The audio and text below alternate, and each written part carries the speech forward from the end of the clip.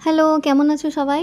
তো অনেকদিন পরে একটু সন্ধ্যাবেলা বাইরে বেরিয়েছি। বেশ কিছুদিন ধরেই শরীরটা ঠিক যাচ্ছিল না আর মনটাও ভালো ছিল না।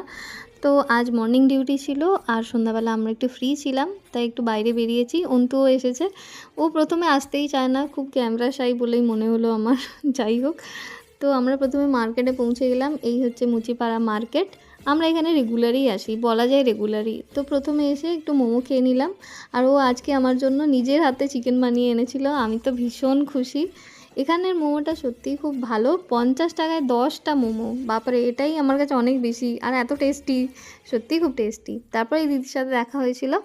আর এখানে স্যুপটা সত্যিই খুব ভালো। আমার তো ভীষণ ভাল লাগে। আমরা তো এক্সট্রা করে স্যুপ নিয়ে খাই। তারপর খেলাম চিকেন প্যান্তাসা। এটা আমি ১ম বার খেলাম। কোনোদিন খাইনি। যাই হোক ভালোই ছিল। টেম্পার গ্লাস লাগানো হয়ে গেলে পরে আবার বাড়ি ফিরলাম। মার্কেটের এই জায়গাটা খুব ভালো। ফুলের গন্ধে জায়গাটা পুরো মৌ মৌ করে।